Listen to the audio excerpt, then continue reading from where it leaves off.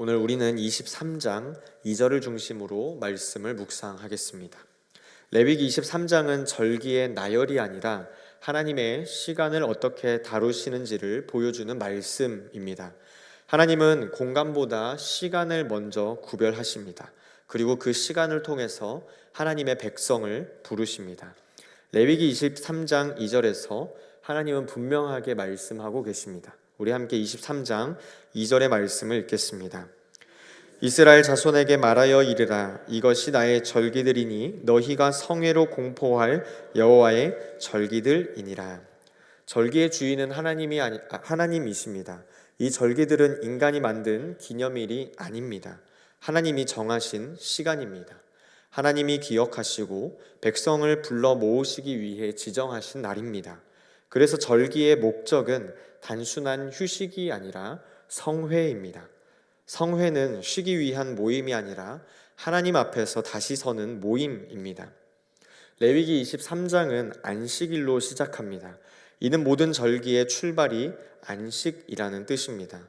안식일은 가장 기본적인 절기이며 동시에 가장 중요한 절기입니다. 안식은 일을 마친 뒤에 주어지는 보상이 아닙니다. 아직 일이 끝나지 않았어도 멈추라는 하나님의 명령입니다. 이 명령은 우리가 인생의 주인이 아님을 고백하게 합니다. 안식은 창조를 기억하는 시간입니다.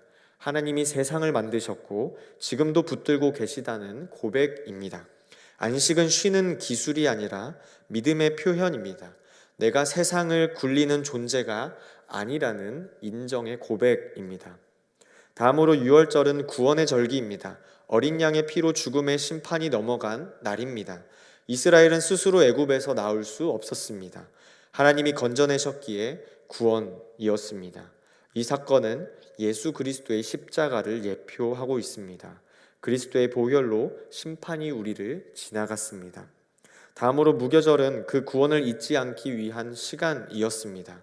누룩 없는 빵은 불편한 음식입니다. 그러나 하나님은 그 불편함 속에서 구원의 감격을 기억하게 하십니다. 구원은 익숙해질 때 힘을 잃기 때문입니다. 초실절은 첫 열매를 드리는 절기입니다. 첫 열매는 전체를 대표합니다. 이는 예수 그리스도의 부활을 가리킵니다. 그리스도는 잠자는 자들의 첫 열매가 되었습니다. 부활은 끝이 아니라 새로운 시작입니다.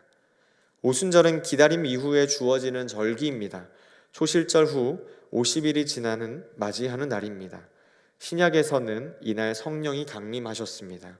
구원은 개인의 체험으로 멈추지 않습니다. 성령은 공동체를 세우고 사명을 시작하게 하십니다. 나팔절은 깨어 있으라는 부르심입니다. 대속제일은 죄가 완전히 정리되는 날입니다. 초막절은 이 땅이 영원한 거처가 아님을 기억하게 합니다. 우리는 나그네로 이 땅을 살아가는 존재입니다. 절기는 종말과 완성을 향해서 열려 있습니다. 여러분 잘 보면 이 모든 절기가 농사와 연결되어 있다는 점이 중요합니다. 하나님은 구원의 역사를 삶의 리듬과 분리하지 않으셨습니다. 밭과 제단이 따로 존재하지 않게 하셨습니다. 구원은 교회 안의 이야기만이 아닙니다. 먹고 일하고 수확하는 우리의 일상 속에서 누려지는 하나님의 은혜인 것입니다.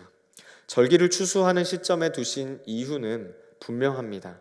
백성들이 풍족할 때 하나님을 잊지 않게 하시려는 하나님의 의도된 마음입니다.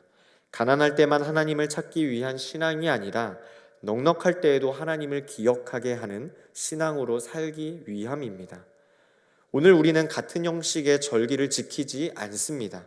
그러나 같은 의미 안에 살아갑니다. 주일 예배는 안식일의 신앙을 잊습니다. 고란주간과 부활절은 유월절과 초실절을 기억하게 합니다. 성령 강림절은 오순절의 약속을 잊습니다. 추수감사절은 완성을 향한 소망을 품게 합니다. 레위기 23장의 말씀을 통해서 우리는 어떤 시간 안에서 살고 있는지를 돌아보아야 합니다. 하루하루를 쫓기듯 흘려보내며 살고 있는지, 하나님을 기억하며 사는 시간인지를 우리는 돌아보아야 합니다. 그러므로 우리는 시간을 함부로 쓰는 사람이 아니라 하나님이 정하신 이 절기의 시간 안에서 살아가는 사람들이 되어야 합니다. 쉼을 죄책감으로 여기지 않고 멈춤을 실패로 해석하지 말아야 합니다. 안식은 믿음의 고백입니다.